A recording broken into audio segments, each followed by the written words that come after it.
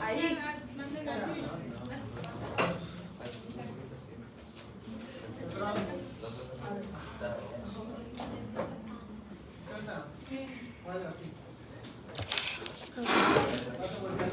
Es que pongan el lado duro abajo de la. Toma.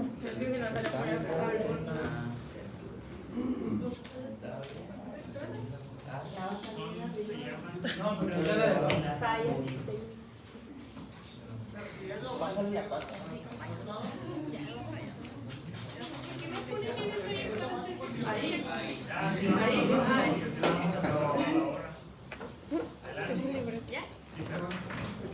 Pues buenas tardes a todos. Hoy mi compañera Alba Rembo y yo, Lady Osuna, les venimos a hablar sobre los receptores iónicos. Proyectora.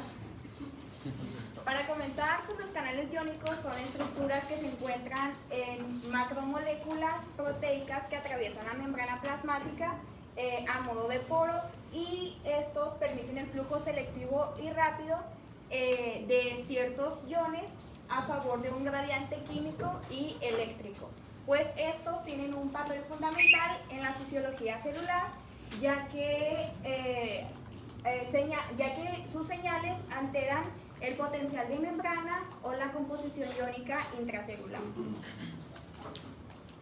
Bueno, además existen algunos canales que van a ser permeables a otras sustancias como al agua.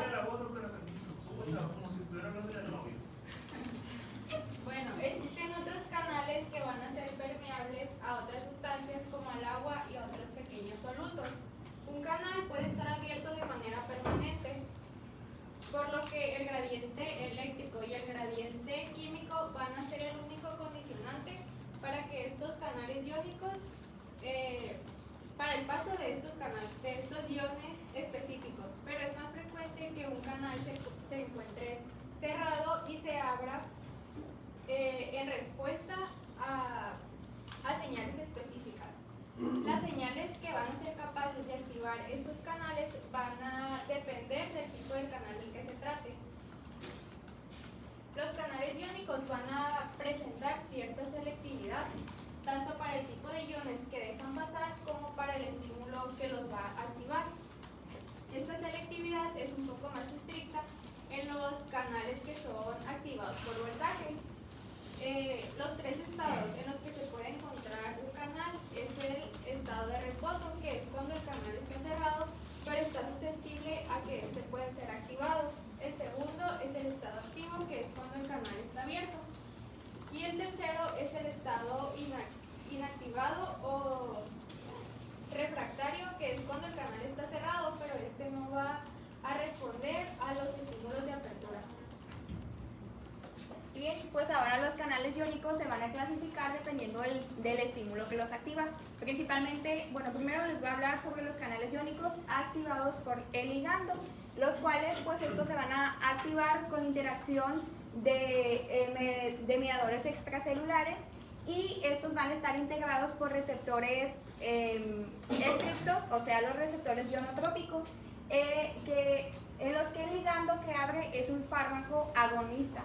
Pues según su estructura, los canales iónicos activados por ligando se van a clasificar en tres familias, que son los pentaméricos, los tetraméricos y los triméricos. Pues la familia pentamérica está formada por receptores GABA, o sea, el receptor ionotrópico de la glicina, el receptor nicotínico de la acetilcolina y el receptor de serotonina tipo 3. A su vez, la familia tetramérica pues va a estar formada por los receptores ionotrópicos del glutamato, y ya la familia trimérica va a estar formada por los receptores purinérgicos e ionotrópicos. Y bien, pues ahora el receptor GABA pues es el principal efector de la transmisión sináptica inhibidora en el cerebro. Esta presenta diversos sitios moduladores en los cuales se encuentran los receptores benzoalizapinas, y también los sitios de unión barbitúricos, neuroesteroides y anestésicos generales.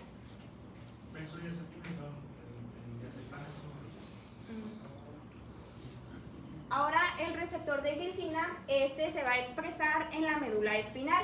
Este interviene en la generación de potenciales posinápticos inhibidores rápidos. El principal ligando exógeno es la estricnina, la cual va a actuar como un antagonista. Estricnina. Bueno, la cual esta va a actuar como un ligando, así, como un antagonista competitivo y va a producir convulsiones.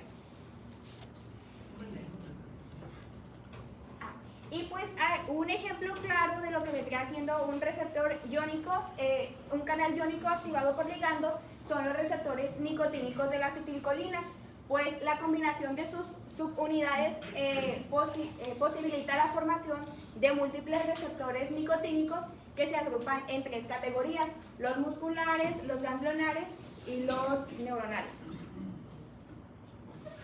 Y pues ahora el receptor de serotonina es hidroxitriptamina, o sea 5-HT3, se localizan en el sistema nervioso periférico y en el sistema nervioso central. En los agonistas encontramos la serotonina, el 2-metil-5-HT y la clorofenilguanida. En los antagonistas pues van a estar los antiméticos, el ondansetrón y el tropicetrón. Y bueno, pues ahora los receptores de glutamato, aquí se van a encontrar 3 tipos. Es el N-metil de aspartato, el amino hidroximetil isoxazol propiónico y el kainato. Y ahora el receptor N-metil de aspartato está formado pues por 2 subunidades. Es la NR1 y NR2, la cual va a contar con diversas isoformas y posee un total de 5 sitios moduladores. Pues ahora el receptor no N-metil de aspartato, pues aquí se va a encontrar el AMPA y el kainato. Y ya pues por último el purinérgico de los ionotrópicos va a intervenir en el ATP pues de las sinapsis neuronales y de las neuromusculares. Bueno, siguiendo con los canales iónicos que son dependientes del voltaje, pues estos van a constituir a un gran grupo que, como su nombre lo indica, van a permitir el paso selectivo de algunos iones como el sodio, el potasio y el calcio en respuesta a un cambio en el potencial de la membrana. El resultado de este proceso va a implicar 2 cambios: los cambios eléctricos, que estas son las variaciones en el potencial de la membrana celular, y los cambios no eléctricos, que aquí principalmente es el aumento de la concentración del calcio dentro de la célula, que este calcio va a actuar como un segundo mensajero, es decir, va a ser como una señal que va a activar o va a regular varias funciones importantes, como la secreción de sustancias, la contracción muscular, la apertura de otros canales celulares, la activación de enzimas metabólicas o de señalización y la regulación de expresión de genes. Estos canales van a estar formados por varias subunidades que van a constituir a una estructura transmembrana con una simetría cuádruple atravesada por un poro acuoso. En general, en su boca externa van a presentar un diámetro más estrecho, aquí, que va a funcionar como un filtro de selectividad, mientras que el vestíbulo anterior va a ser más ancho y se va a volver a estrechar cuando toque con la cara citoplasmática. Y este va a tener dominios que van a permitir detectar los cambios de potencial, o sea, como un sensor de voltaje. Y también van a ser dianas para los mecanismos reguladores. La subunidad principal va a ser la alfa o la alfa 1, que esta es una secuencia lineal de 1800 a 4000 aminoácidos, y esta subunidad va a ser la responsable de las características que tienen estos canales que son dependientes de voltaje, como el poro, las compuertas que abren y cierran los canales, el sensor de voltaje y los sitios de unión de algunas toxinas. Las subunidades restantes, como la beta y la gamma, van a considerarse como auxiliares o reguladoras porque van a participar en funciones complementarias, como la de conferir en la capacidad de inactivar el canal. Y pues la subunidad principal de los canales de sodio y de calcio pues va a ser la alfa 1, que esta tiene 4 dominios, y los dominios van a tener 6 segmentos.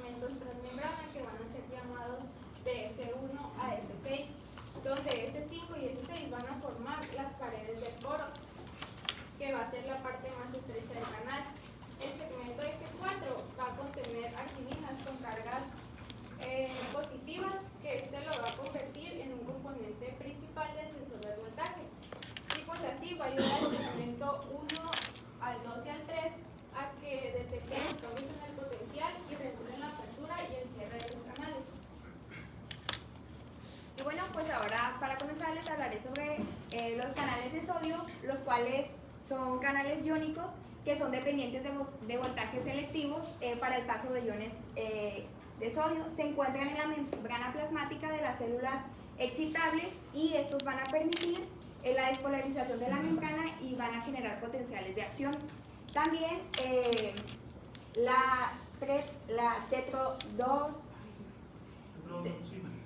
no puedo pronunciar la verdad.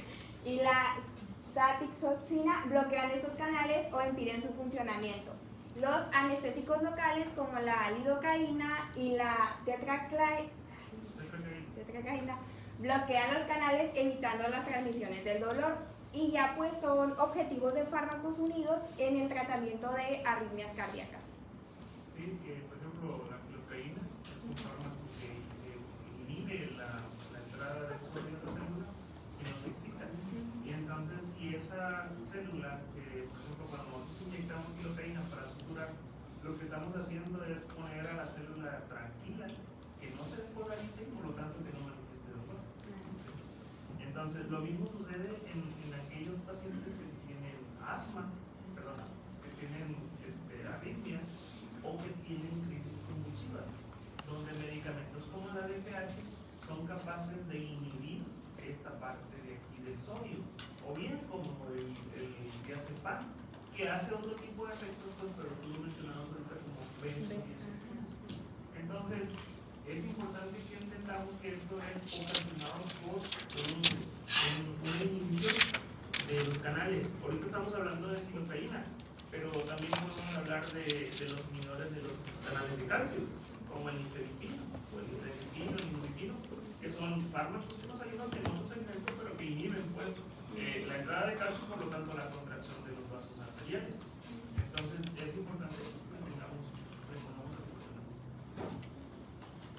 Y continuando con los canales de calcio, pues estos pueden iniciar potencial de acción en algunas células, como las marcapasos del corazón, y van a responder a los cambios en el potencial de acción que han sido iniciales por canales de sodio. Estos permiten la entrada de iones de calcio en las células y también regulan la liberación de neurotransmisores en la sinapsis del sistema nervioso. Igual también van a ayudar a controlar la frecuencia de latido y la conducción de impulsos en el tejido cardíaco. Y pues ahora los canales de calcio son canales controlados por voltajes, pues estos permiten la entrada de calcio a las células desencadenando procesos importantes.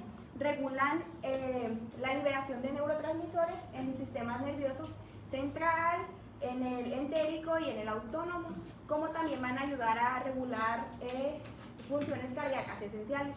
Pues en el corazón, los canales de calcio de tipo L, como la noradrenalina, al unirse a receptores adrenérgicos beta, va a activar la enzima adenilato ciclasa, y esto va a aumentar los niveles del AMPC cíclico, activando la proteína quinasa A. Pues la proteína quinasa A fosforila los canales de calcio de tipo L, incrementando la entrada de calcio al citoplasma. Y esto va a intensificar la fuerza de contracción cardíaca. Y en el músculo liso vascular, el calcio intracelular regula la fosforilación de la cadena ligera de miosina. Esto va a ocurrir pues a través de la actividad dependiente de calcio, también conocida como calmodulina, que es controlando el tono vascular. Los efectos de los antagonistas, pues aquí en los canales de calcio, van a bloquear canales, por ejemplo el nifedipino, el diltiazem y el verapamilo, como también van a reducir la entrada. ¿Cuántas veces me equivoqué? Va a reducir la entrada de calcio, lo que provoca la relajación del músculo liso y reduciendo la contracción cardíaca. Estos son ampliamente usados en el tratamiento de angina de pecho, en la hipertensión arterial y pues en las arritmias. Bueno, siguiendo con los canales de potasio, pues tenemos que esta familia de canales va a ser muy variados porque van a permitir que el potasio salga de la célula. Estos van a ser importantes para controlar la excitabilidad de las células y van a participar en varias funciones. Estos van a ayudar a mantener el potencial de reposo de la célula, la van a repolarizar después de un cambio de su voltaje, que es la despolarización, y también pueden hacer que la célula se vuelva más negativa, que es la hiperpolarización. De esta forma, estos canales van a controlar cómo se genera y cómo se propaga el potencial de acción, la liberación de las hormonas y neurotransmisores y el equilibrio de voltaje de la célula.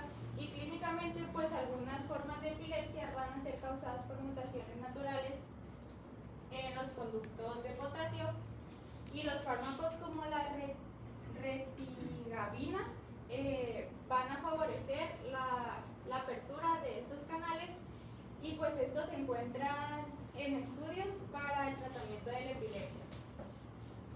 Siguiendo con los canales de cloro, pues estos van a constituir un grupo funcional y estructuralmente muy diversos de canales selectivos para los aniones, o sea, de carga negativa.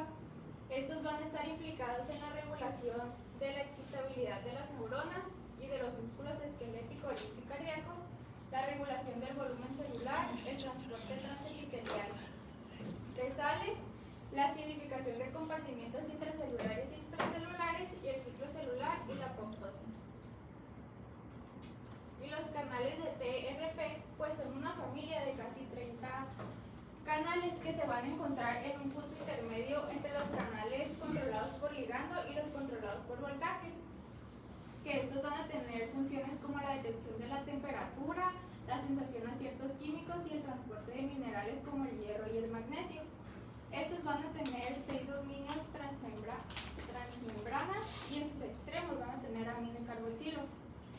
Y pues hasta la fecha estos conductos no tienen un objeto farmacológico aprobado, pero sí existe interés en que se puedan desarrollar fármacos que puedan alterar esta función, porque estos conductos participan en fenómenos sensoriales como el dolor, la temperatura, la osmolaridad, el tacto, la olfacción, la visión y la audición. Y bueno, pues ahora los receptores ionotrópicos, como ya lo estuvimos viendo, son responsables de la transmisión sináptica en escalas de tiempo en milisegundos. Pues estos van a actuar principalmente en el sistema nervioso central y en la unión pues neuromuscular, como también son proteínas que permiten el paso de iones a través de la membrana celular, y los excitadores, los cuales van a permitir la entrada de cationes, los cuales son iones positivos, pues es el receptor nicotínico de la acetilcolina, el receptor de 5-HT3 de serotonina, y también el receptor de glutamato y el receptor purinérgico ionotrópico. Y en los inhibidores, pues son los que permiten el paso de aniones, o sea, iones negativos. Están el receptor de GABA y el receptor de la glicina. Y pues ahora el receptor nicotínico de la acetilcolina, este va a permitir la entrada de sodio a la célula, y va a permitir la entrada de potasio y de calcio, como también está formada por 5 subunidades diferentes, pues el alfa, beta, gamma y delta, y donde va a haber 2 subunidades alfa. Pues cada subunidad tiene 4 segmentos que van a formar un canal iónico en el centro del receptor. Aquí la acetilcolina se une al extremo N-terminal de las subunidades alfa. Y aquí son moléculas, son necesarias 2 moléculas de acetilcolina para abrir el canal de manera eficiente. Pues el receptor nicotínico de acetilcolina es encargado de transmitir señales en la placa motora, que pues son donde los nervios se conectan con los músculos y van a participar en múltiples sinapsis del sistema nervioso. En los agonistas tenemos la acetilcolina, la cual es su ligando principal, la nicotina y la epitadina, y tenemos el 1-dimetil-4-fenilpiperacino, que es dependiente del subtipo. Y en los antagonistas específicos va a estar la de cubocuramina, la cual va a ser un alcaloide, y vamos a encontrar también la alfa-bungarotoxina, la cual va a ser un veneno pues de serpiente. Bueno, siguiendo con los receptores de GABA y de glicina, pues tenemos que estos van a ser canales que van a permitir la entrada de iones de cloro. Y así pues se va a generar un efecto inhibitorio que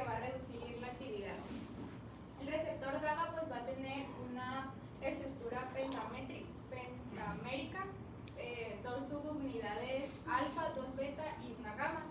Y es ionotrópico porque este va a actuar directamente como un canal de cloro. Y este receptor puede ser modulado por diversas sustancias. Por ejemplo, la bicupurina, que va a actuar como un antagonista porque va a bloquear la acción del GABA, va a reducir la inhibición neuronal, mientras que la picotoxina va a bloquear directamente a lo que es el canal de cloro. Por otro lado, las sustancias como la benzodiazepinas, los barbitúricos, el etanol y algunos esteroides van a potenciar la acción del GABA, o sea, va a aumentar la duración o el tamaño de los efectos inhibidores. Y el receptor de glicina, pues este también va a tener una estructura pentamérica porque va a estar formada de subunidades alfa y beta. Va a permitir también la entrada del cloro cuando se una a la glicina, que también es un neurotransmisor inhibidor. Y su antagonista más conocido es la estricnina, que va a bloquear el receptor y puede provocar convulsiones al impedir la inhibición neuronal. Y por último, los receptores ionotrópicos de glutamato y aspartato, pues estos van a ser canales esenciales para la transmisión de señales excitadoras en el sistema nervioso central. Van a responder a los neurotransmisores de glutamato y aspartato y se van a dividir en 3 tipos. Los AMPA, que estos van a mediar las señales excitadoras rápidas, permitiendo el paso del sodio y de potasio. Los kainato, que van a ser similares a los anteriores, pero estos están un poco menos estudiados, aunque también van a participar en la transmisión sináptica rápida. Y los NMDA van a permitir el paso de calcio, que es esencial para los procesos intracelulares como la plasticidad sináptica, y estos van a estar bloqueados por magnesio en estado de reposo y van a requerir de la despolarización para activarse. Y pues los receptores AMPA y el kainato van a manejar señales más rápidas, mientras que el NMDA tienen un rol más específico en funciones como el aprendizaje por su capacidad de activar procesos dependientes del calcio. Y pues sería todo por nuestra parte.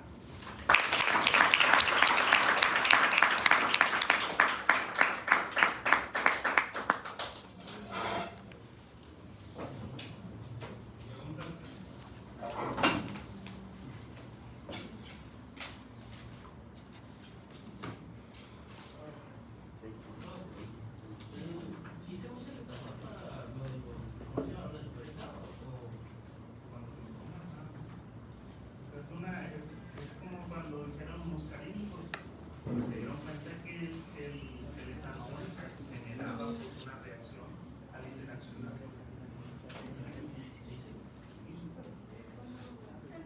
Sabes que ahora con el alcohol se diluye todo.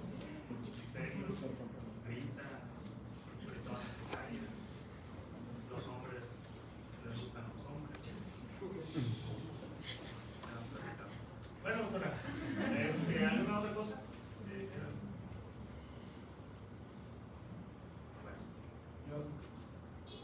Acá. Mencionaban, pues, ellos mencionaban que hay varios tipos de canales. Y esto depende pues de la subunidad alfa principalmente, porque es la más grande. En el caso de los de sodio, los de calcio, pues es la alfa. Y pues mencionaba el libro Velázquez que hay personas que tienen una mutación en un canal específico y provoca un tipo de migraña con hemiparesia y que esto es hereditario. Entonces sería muy factible investigar y hacer un antagonista o un bloqueante de esos canales para el tratamiento de esa migraña. Correcto. Creo que bueno, en ese sentido de la migraña sí han bastantes avances y pero otra cosa también que ibas a comentar son los pacientes con arritmias. Tenían algún trastorno en algún canal que generara pues un estado de, pues no de arritmia, sino que la célula está sí, está más expuesta. Préstame 5 minutos. Ya se pueden sentar, doctora. Gracias. Felicidades. Gracias.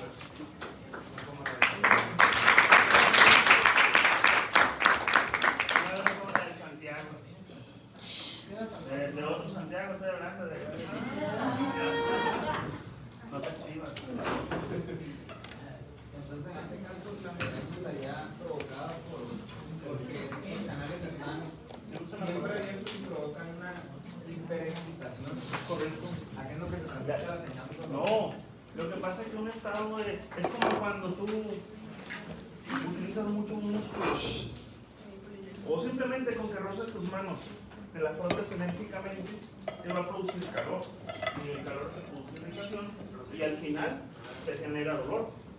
Igual, cuando una neurona está excitada, te genera un incremento en una irritación, pues. Y esa irritación te irrita las meninges y de ahí se genera el infarto. Bueno, si hablamos de, recuerden que nosotros tenemos pues electricidad en nuestro cuerpo y pues no somos buenos conductores de la electricidad, pero aún así pues manejamos ciertos contactos. Incluso la información también es transmitida en ciclajes por segundo. Es como cuando ustedes dicen, es que tenemos una corriente de 110. Esa corriente de 110 tiene un ciclaje por segundo. Igual nosotros tenemos también esas características. Por eso cuando nosotros tenemos un contacto con la corriente eléctrica como esta, que no es la 220, podemos tener trastornos arritmogénicos, porque nos alteran el ciclaje. Entonces, lo que les dibujé o traté de dibujar, pues es convencionalmente un potencial de acción. Y ese potencial de acción tiene que ver con un estado de polaridad. Dependiendo de a dónde se vayan los iones, que son eléctricamente activos, pues podemos decir que la célula está polarizada o despolarizada.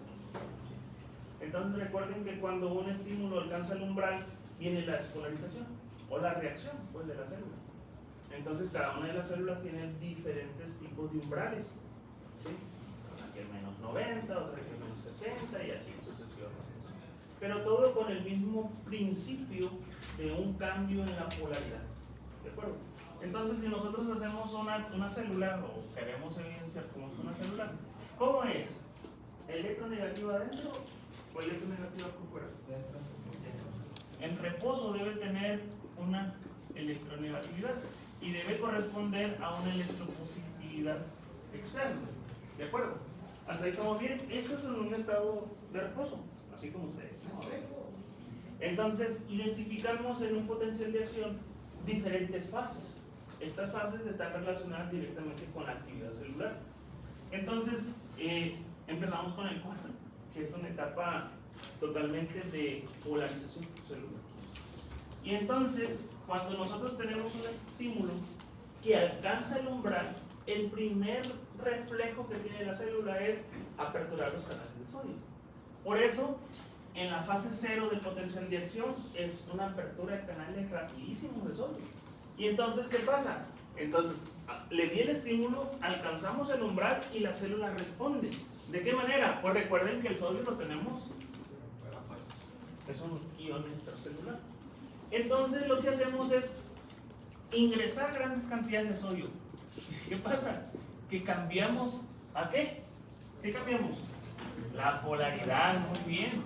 Entonces decimos que vamos a intercambiar iones que son positivos y los cambiamos para en la parte externa. Y entonces ahí, ¿qué estamos haciendo? Despolarizando, muy bien. Y esto tiene que ver con sodio. Y luego viene aquí el punto donde dicen, hey, estuvo ya no quiero tanto sodio. Y entonces empezamos a cerrar, pero no del todo, los canales de sodio. Y entonces aquí si damos cuenta, esta parte ascendente que tiene el ingreso de sodio a la célula, aquí la célula ya está despolarizada y dice, a ver, ¿quién me hizo algo? Y entonces es una reacción, como cuando ustedes le dicen, ese de... Entonces, aquí actúan otros iones, como ¿quiénes? Potasio en muy poca cantidad, Calcio. todavía cloro, y luego viene una meseta. Esta meseta es la número 2, le corresponde al potencial de acción relacionado con quién. Aquí sí estoy de acuerdo con ustedes, con calcio. Y entonces si decimos, ¿para qué sirve el calcio en el interior de la célula? Bueno, entonces si hablamos de músculo, entonces pues para contraer esto. Si hablamos de neuronas, para que nos ayude al movimiento de vesículas del botón a la fibra sináptica. Y así, cada uno de las células tiene su función donde utilizamos calcio. ¿Están de acuerdo? Y entonces, si se dan cuenta, la meseta pues va a durar un poco más de tiempo. Si se dan cuenta, es vertical. ¿Sí? Entonces, aquí hay apertura en los canales de calcio. Y luego viene una parte, si esto generó despolarización, el número 3 será. Entonces la célula trata de decir, ok, ya me cansé de estar enojado porque usted me está mentando de mal, entonces ya no quiero. Entonces me voy a repolarizar y ya me va a dar cuenta de lo que me diga. Y entonces aquí tenemos nosotros los canales de potasio. Y después del 3 pues viene el 4. Y en el 4 dice que estamos otra vez. Entonces si yo le vuelvo a cambiar aquí, ya me vengo y veo que las células ya están con su material electronegativo en su tejido. Y otra vez está en reposo. ¿Para qué? Para cuando venga otra vez este estímulo, entonces volver a empezar. Este es un ciclo. Potencial de acción. ¿De acuerdo? Pero resulta que nosotros decimos, miren, en el cerebro existe un foco de células que nacieron ahí por algún motivo, o es una cicatriz ocasionada porque le dieron un balazo, y entonces las células están desorganizadas. ¿De acuerdo? Y entonces, pues todos, como la música, ¿verdad? Algunos son buenos para bailar, otros no tanto. Y entonces, todos llevamos un ritmo, así como el ritmo cardíaco. Bueno, pues recuerden ustedes que nuestro cerebro tiene ondas, ¿sí? Hablando eléctricamente, ¿sí? Esas ondas tienen un ritmo. Pero resulta que le dieron un martillazo al maestro de farma porque reprobó a 3 del grupo. ¿Qué grupo son ustedes? 5-2. Y entonces le dejaron una cicatriz y de repente hace así. Y está haciendo así. Y luego vuelve a la norma. Esto es un poco epileptógeno. ¿Sí? Pueden estar, ya así como ponemos los electrodos para ver el corazón, pues los electrodos que ponen en la cabeza, pues dicen, mira, está en la región prefrontal, o no, está en la región parietal, o no, está en fulana parte, ¿no? Que es el sitio donde encontramos nosotros los diferentes focos ectópicos de activación anormal que me generan una reacción. Ok, pero resulta que esas células que generan un ritmo ectópico es como si estuvieran bailando románticas y de repente le ponen la boda del Huitlacoche. No va a un ritmo con otro, pues. Entonces, resulta que esa célula está excitada, muy excitada. Y aquí nosotros tenemos dos cosas muy importantes, ya medio sarna, que se llama periodo refractario.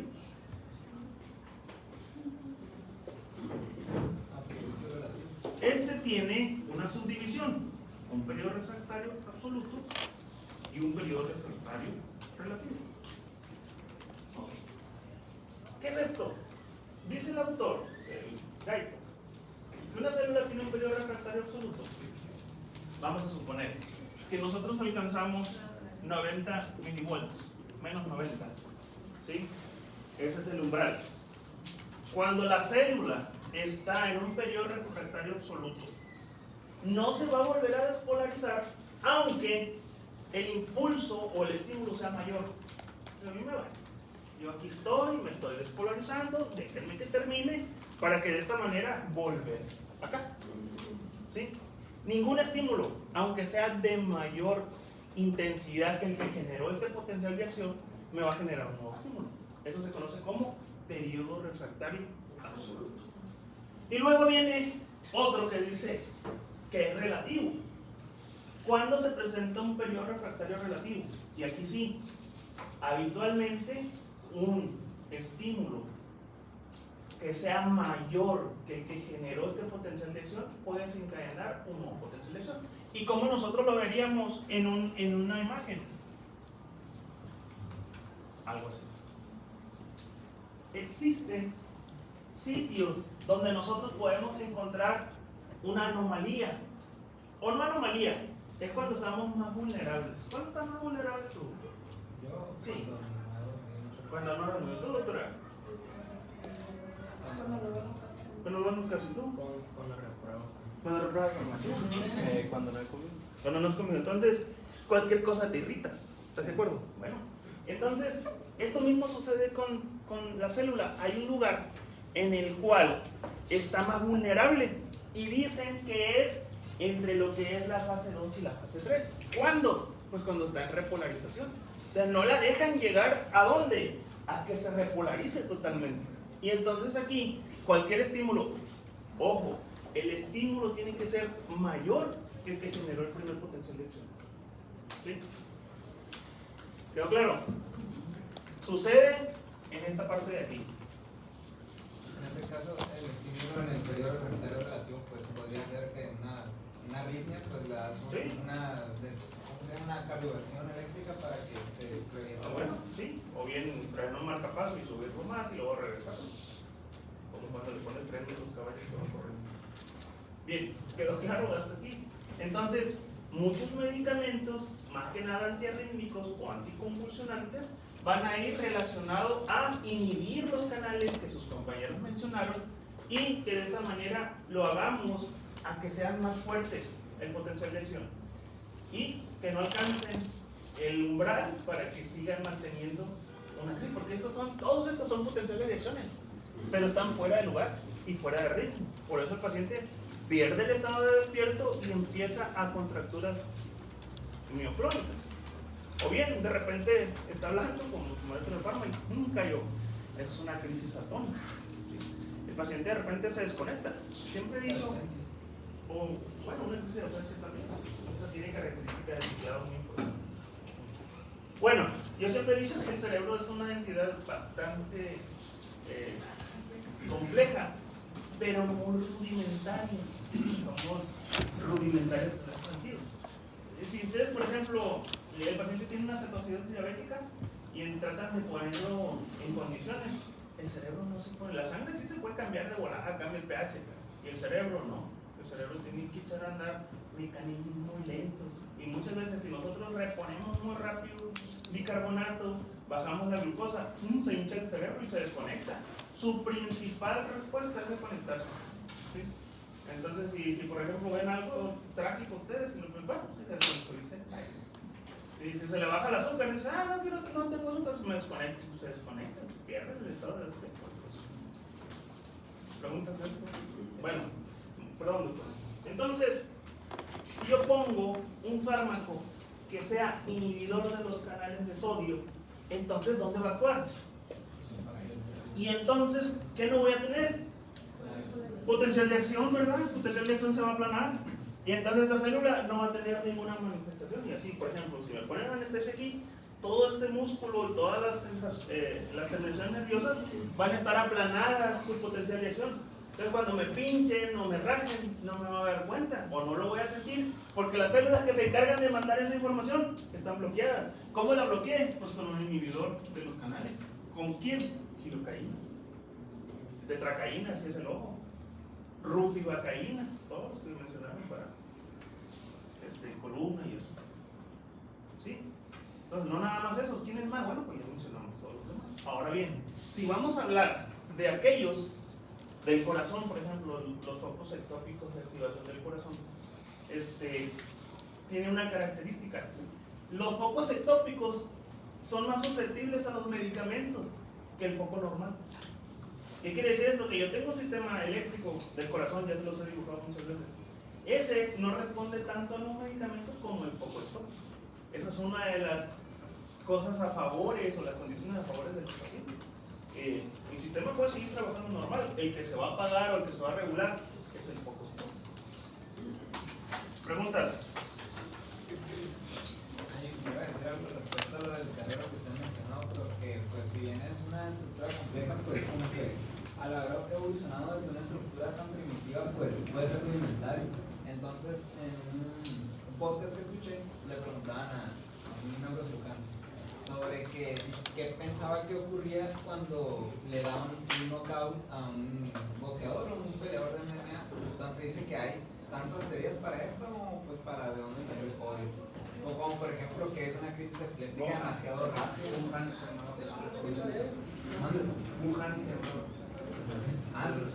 Bueno, teoría sobre que realmente y otras que dicen que pues realmente es un mecanismo de defensa del cerebro para evitar que la crisis epiléptica que se produce durante un knockout pues pueda propagarse y que se salva a sí mismo, y otras demasiadas que pues básicamente dicen que es un mecanismo de defensa rudimental, porque pues también hay knockdowns que realmente es un milisegundo que quedan rodeados del cerebro y que se levantan instantáneamente, entonces como que causan mucho revuelo. Pero pues es que son las cosas que no daríamos en profundidades a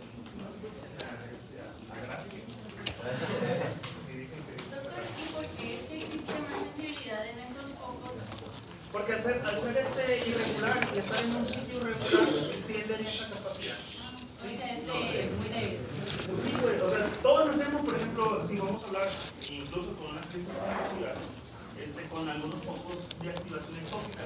Pero haz de cuenta, todos los que están aquí, en algún momento, si hacen ustedes un holter, van a obtener focos de activación ectópica.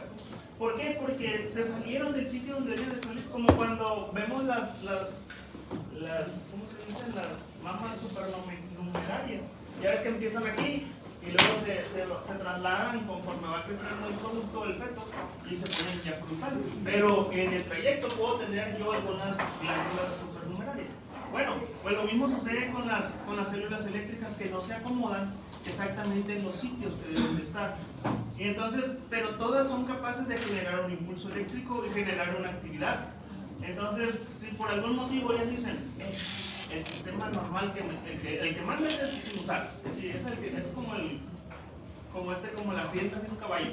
Pero si de repente a ti no te interesa la red del caballo, va a responder, le da la gana. Bueno, pues lo mismo pasa, dice la célula que estaba, hey, aquí no me está mandando, pero yo sí puedo, y agarra el ritmo de ella, ¿sí? Aunque sea un ritmo acelerado o un ritmo irregular. Pero quiere decir que muchas veces es fisiológico, ¿eh? Porque nosotros lo vemos cuando los pacientes están graves, que se desconecta el sistema sinoauricular y agarra otra el ritmo, y es lo que mantiene el mismo paciente. Eso no hay que olvidar eso, porque si no lo matamos. Entonces, todos tenemos esas células, pero están opacadas, están tranquilas, porque hay quien mande. Al igual en el cerebro, es la organización. Acuérdate que siempre que estemos organizados, vamos a tener más poder que aquel que anda gritando solo por allá. ¿Sí? Lo mismo le sucede a nosotros. Entonces, quien marca el ritmo, pues es el encargado. Y por lo tanto, cuando nosotros nos identificamos ese tipo de células, que son mías también, pues tienden a tener más afinidad por los fármacos. En este caso, por ejemplo, verapamilo, que es un calcioantagonista, la fenilapilamina. Entonces, pues yo le pongo verapamilo, la duermo a esa célula y la otra sigue por ser otro lado. Y ya no se ven arritmias. Si yo le pongo DPH, entonces lo mantengo dormido a ese foco epileptógeno. Y por ejemplo, en las mujeres, te parece así macayoso, dicen los libros.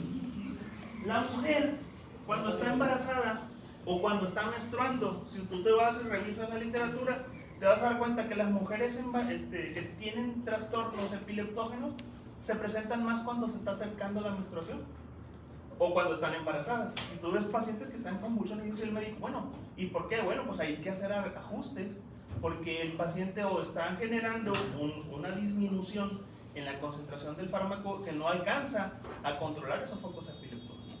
Entonces hay variantes entre nosotros, aunque seamos humanos, que tenemos que tener la característica esa de pensar, es mujer, va a llegar su periodo menstrual y puede ser que se incremente en el número de crisis convulsivas. ¿Sí? Es algo muy importante. No quiere decir que está fallando el medicamento, tal vez sea que necesite ajustar las dosis. ¿Sí? Bien, es muy importante.